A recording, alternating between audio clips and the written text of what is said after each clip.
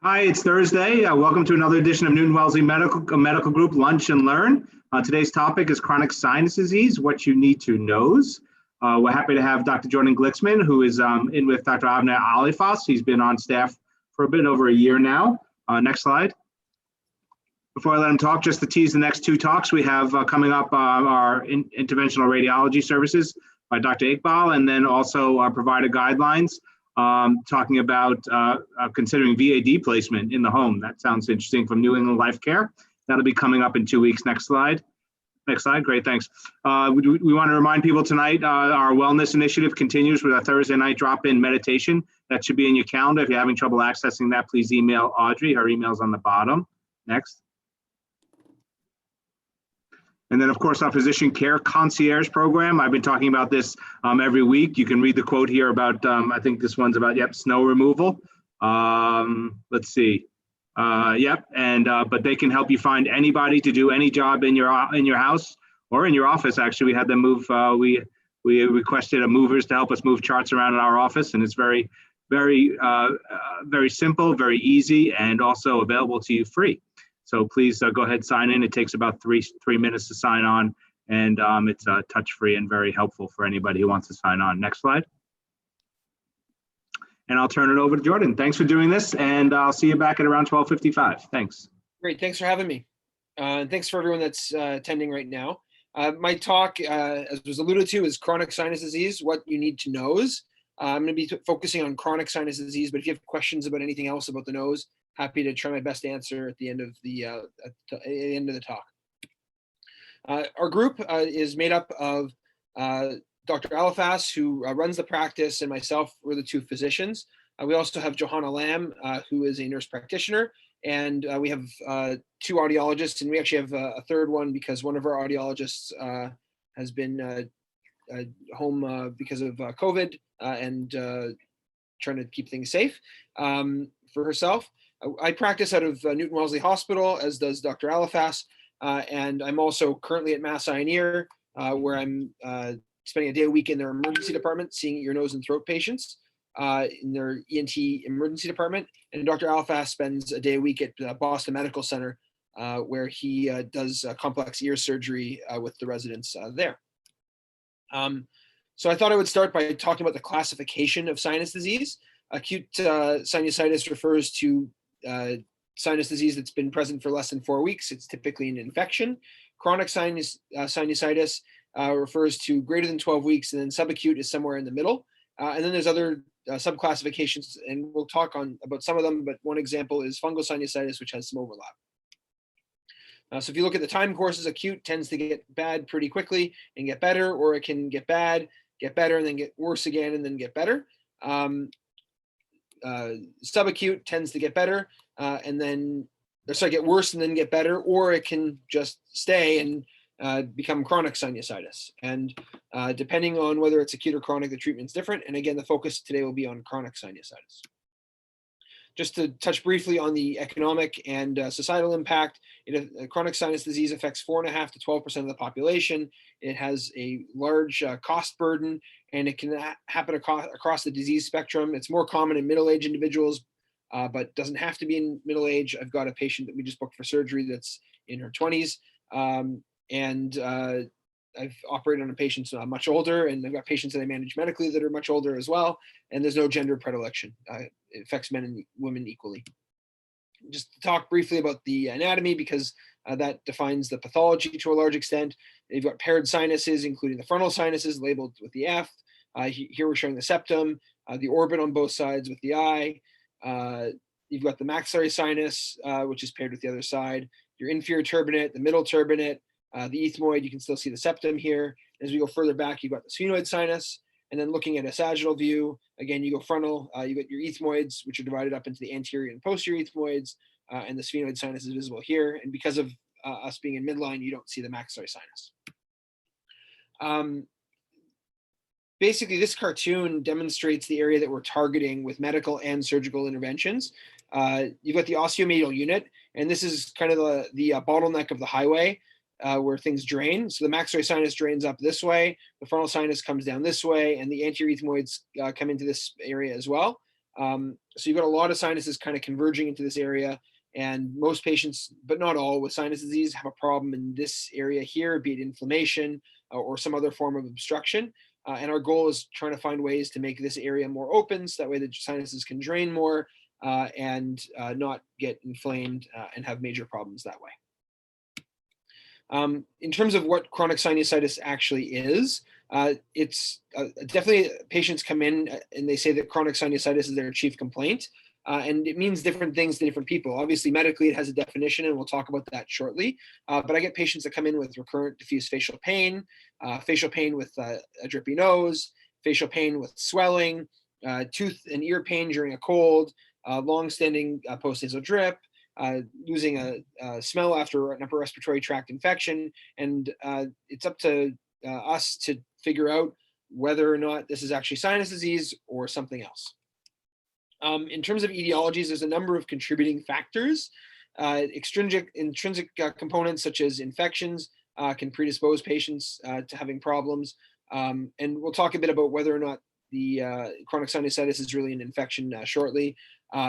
Allergic components, and then intrinsic factors like structural or anatomical abnormalities, comorbidities such as asthma, and then genetic abnormalities. For example, patients that have aspirin-exacerbated respiratory disease can predispose patients to inflammation as well.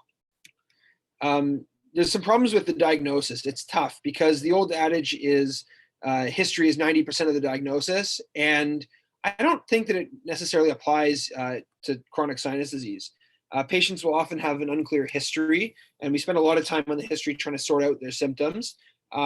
Patients often have trouble describing their nasal symptoms because the nose is a weird part of the body to describe. It's not like the fingers or the toes, where sensation is what we typically think about on a regular day. And there's a lot of facial problems that can refer pain to the sinuses as well. For example, dental problems can be felt in the nose. Also, physical exam findings are unclear in many cases, especially with the limits of standard physical exam.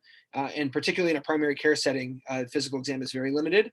And I'll show you some of the differences between the exam that we're able to do versus what's typically possible without specialized equipment.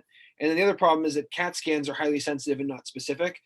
So while we do use them to make diagnoses, even a patient that has a cold on the day of their CAT scan or recently had a cold can look like they've got chronic sinus disease. So this might look familiar. I do a show of hands, but we're all on Zoom. This is what I think the nasal exam looks like to most people that are not in ear, nose, and throat. And you can see it's quite limited relative to what we're able to see. We have these endoscopes that can go in and look in high definition and really get a sense of what's going on within the entire nasal cavity, much further than what can typically be seen from an anterior nasal exam. So this would be an example of a normal nose and then two abnormal noses. So you can see here that there's pus, in this case coming medial to the middle turbinate. And here you can see in the middle meatus, which is the space between the middle turbinate and the lateral nasal wall, where the maxillary sinus and ethmoids and frontals tend to drain. You can see a big obstructive polyp. This you might be able to see on an anterior nasal exam, but this pus here that's a little bit further back might be hard to see. And if this polyp wasn't so big and glaring on an exam like this, you might have a hard time. And that's where the endoscope comes in and why that's a big part of our physical exam. In terms of without this sort of exam, often the positive and negative predictive value of the history and physical exam is poor. And in fact, without an endoscope, I would argue that a physical exam in many cases is unfortunately incomplete, just because you don't get this kind of view of what's going on. And this middle meatus and even further back is kind of the area that we want to see, and you just can't see that looking in without an endoscope very well. And then the reason why this physical exam is so important is because of what the criteria are for making a diagnosis of chronic sinusitis. So this is based on both Canadian and American guidelines, and the European guidelines are similar. We're talking about mucopurulent discharge, either from the front or postnasal drip for greater than 12 weeks, as well as nasal obstruction, facial pain, pressure or fullness, and decreased smell. And you need 2 or more of these symptoms in order to make the diagnosis. Facial pain tends to be less of a feature. It tends to be more pressure and fullness. but it can be a component as well. And then the big thing is objective findings. So you need to see nasal purulence on endoscopy, nasal polyps, which sometimes are big enough that you can see just by looking in, or CAT scan findings of chronic sinusitis, such as mucosal thickening, fluid, or obvious polyps in the nasal cavity. There's a lot of different subtypes. I just touched on some. I'll just touch on some of them: chronic sinusitis with polyps, chronic sinusitis without polyps, allergic fungal sinusitis, and then I'll touch on aspirin-exacerbated respiratory disease, or Samter's Triad, as you might know it. And then the other ones that are more rare, I won't talk about, but I'd certainly be happy to chat with you about them as well. Chronic sinusitis with polyps, as the name suggests, requires polyps to be present to make the diagnosis. It's an inflammatory condition. It is not thought to be an infectious diagnosis or condition. It's mediated by the Th2 inflammatory pattern, and it is typically bilateral. If you see polyps on one side, we're always thinking that it probably isn't a polyp. And this is when we start to think about benign or malignant neoplasms or encephaloceles. And that's why we don't typically biopsy patients unless they've got a CAT scan, because if it's an encephalocele, you can cause a CSF leak that isn't already there, and then meningitis and those sorts of problems. And some of these neoplasms can be very vascular, and we can get into major bleeding issues in the office, which is not fun. And then bacteria, we think, plays a less important role than chronic sinusitis without polyps. And then it's important to remember that polyps don't necessarily equate to just this plain chronic sinusitis with polyps. We can see it with allergic fungal sinusitis, aspirin-exacerbated respiratory disease. We can see it with cystic fibrosis and other conditions, cartageners, and the list goes on. Then chronic sinusitis without polyps. This is actually a more common form. Polyps are absent, and this is actually one where we think that infection plays more of a role. We think that, and this is controversial, so I don't want to say that this is what everyone thinks. You go to a conference and then every 5 years it flips in terms of the opinion. But currently the paradigm is thinking that infection can predispose to developing the problem because that Ostiomeatal unit that I showed you before gets obstructed, and then secretions get trapped, inflammation builds up, and then it becomes this self-perpetuating cycle where you get these biofilms that are inflammatory, and you get more inflammation, more obstruction, and it just builds and snowballs down the hill and becomes more of a problem. So there might be a role for antibiotics in treating these patients, and we'll talk about that shortly. And then other subtypes, allergic fungal sinusitis. These patients have nasal polyps, but they also have an allergic reaction to yeast, which can be found in the nose. It's more common in the south, and they get really dramatic nasal polyps and remodeling. When I show the residents a scan like this, often they will think that there's a tumor, and that's certainly part of the differential diagnosis. This inflammatory response causes these polyps and this mucin that kind of push everything out of the way, and you can see the eye is being pushed on, the septum is being pushed over towards the other side of the nose. The medial wall of the maxillary sinus has been blown open, and they have this really thick mucus that we can spend hours trying to clean out in the operating room during surgery. There are specific criteria, but the big thing basically is that they've got polyps, they've got an allergic reaction to fungus. We see fungus that's not invasive. If it's invasive, that's a totally different talk for another day. And that's actually a big problem. They get this thick eosinophilic mucin, and characteristic CAT scan findings, as well as MRI findings can be seen. And then there's aspirin-exacerbated respiratory disease, which is I've been seeing a lot of it lately. These patients have nasal polyps, they've got bad asthma typically, and they get respiratory symptoms when they have salicylates, such as wheezing, shortness of breath, nasal congestion, and alcohol can also bring this on. And we actually published on this when I was in my fellowship. The treatment for this problem can actually make them tolerate alcohol better, which is kind of nice. Patients appreciate that. This is a problem because of the arachidonic acid metabolism being out of whack. Patients produce more leukotrienes than they should down this pathway. And it's actually more common than you'd think. About 7% of patients with asthma have this predisposition. And they tend to have much more severe nasal disease as well as asthma. Treatment is aimed at the underlying causes, and I'll spend most of my remaining time talking about treatment. Treatment includes observation. This is a quality of life problem, not a life or death problem for the vast majority of our patients. So observation is very reasonable if the patient isn't too symptomatic. And I've got a number of patients that choose not to have any treatment until things get bad. Not my preferred option. I prefer to treat medically to start, and then surgery for patients that are refractory. And it's important to note that surgery is not curative. It's a way of facilitating better medical management. So that's an important part of our surgical discussions with patients. We, with rare exceptions, will always offer medical therapy before surgery. I make the comparison to diabetes, where it's a chronic condition. Fortunately, it's less of a it's not a life-threatening condition, but it's still a chronic condition. And it's like having an insulin pump when you have surgery. You still need the diabetes. You still need the insulin, not the diabetes. You still need the insulin. Having an insulin pump without the insulin is useless. For some patients, surgery can be curative, but in the vast majority of cases, it's not. And I warn patients before surgery that they're going to need medication, if not lifelong, for many years after surgery, to prevent needing further surgery and having more symptoms in the future. So there's a lot of medical therapy, ranging from saline irrigations to topical nasal steroids, oral steroids, antibiotics, which we'll talk about the controversies there, anti-leukotriene agents for asthmatic patients, and then other strategies such as aspirin-Desensitization for AERD patients, biologics for patients with polyps, and then there's some other medications that are not as well studied, and I'm not going to talk about those because there isn't good evidence for them. Saline irrigations are good because they remove secretions and cytokines that are part of the inflammatory response. They increase ciliary beat frequency and help the body clear mucus and inflammation better.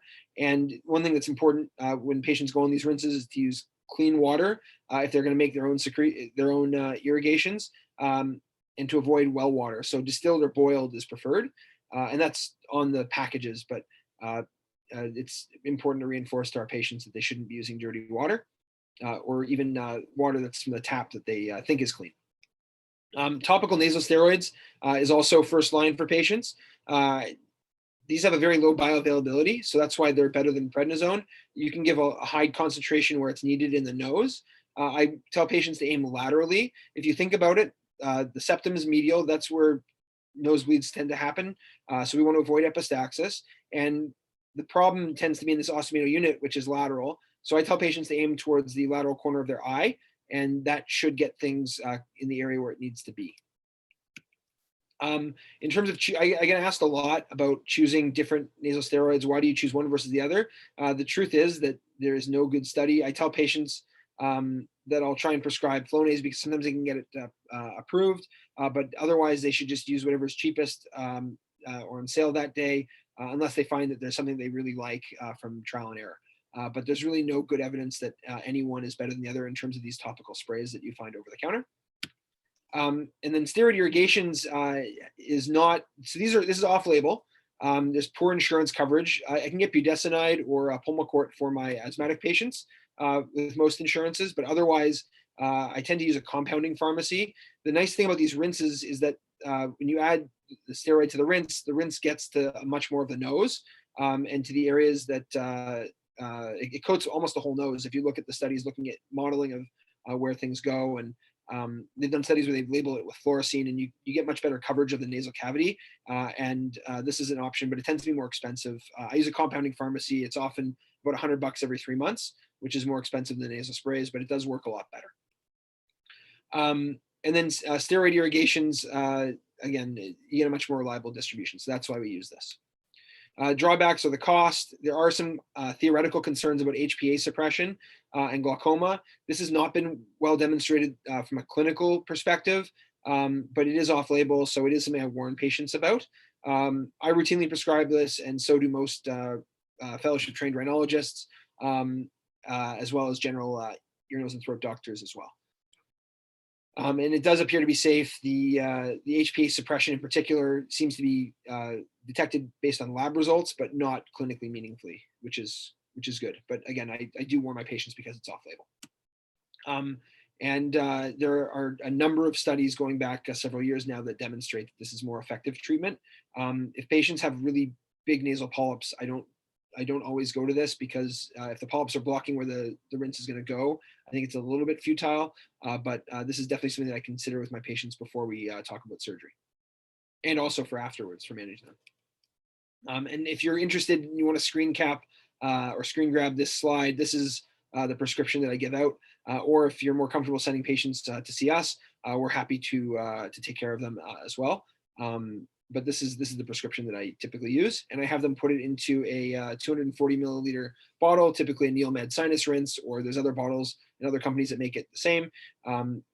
Fill it with distilled or boiled water, add a salt pack, add the mometasone or budesonide, and they're off to the races.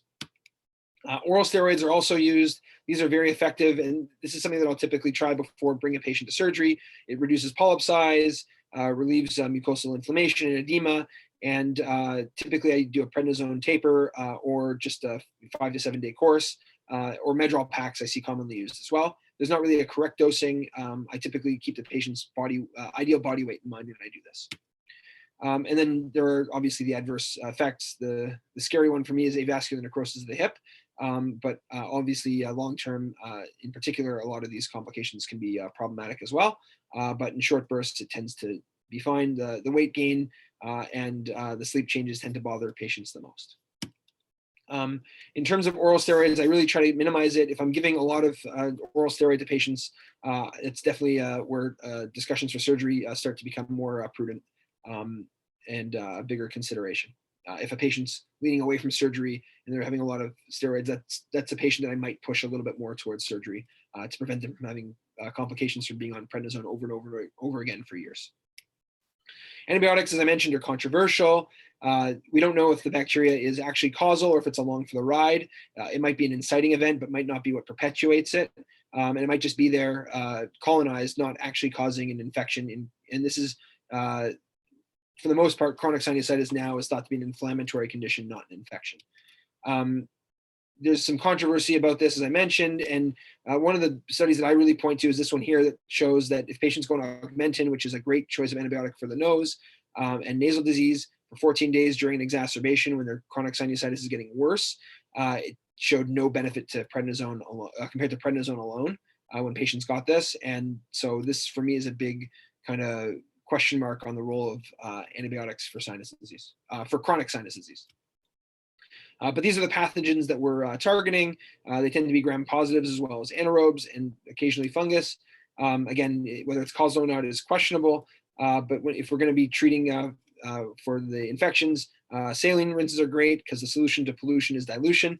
And we can do swabs if we're particularly concerned about treating something specific in the nose. Nebulized antibiotics are very debatable. Some people use gentamicin rinses.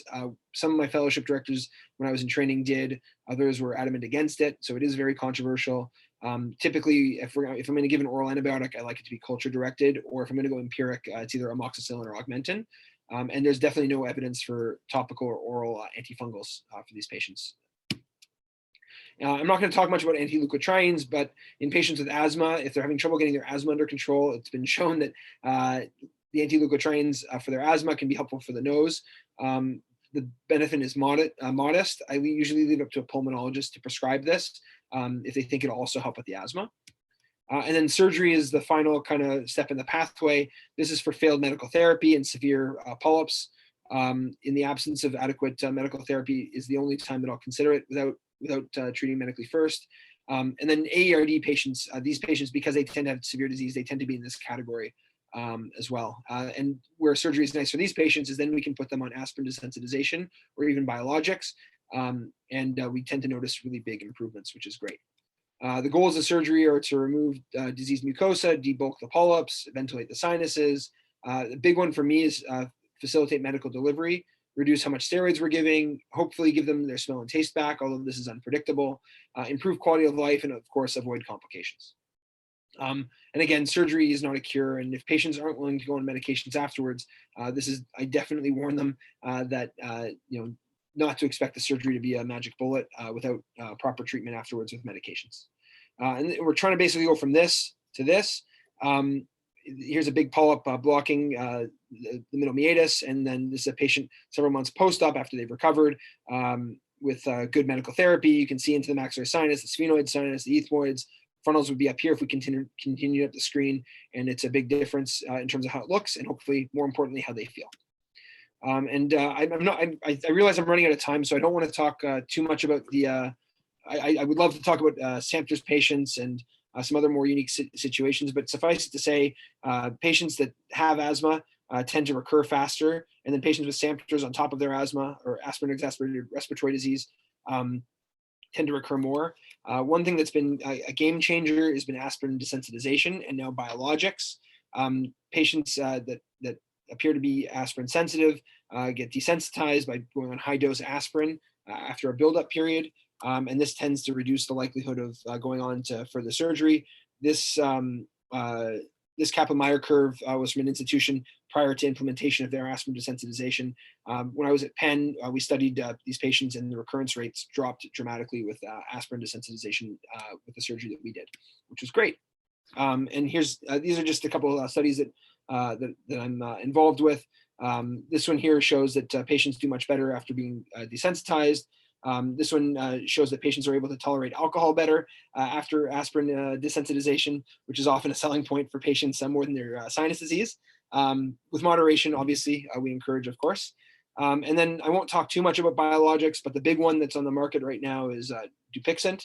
It's a monoclonal antibody for IL-4 and IL-13. It's been FDA approved. It's the only one FDA approved, although others, including omalizumab and mepolizumab, have been studied and shown improvement, and might be coming down the pipelines for sinus disease as well.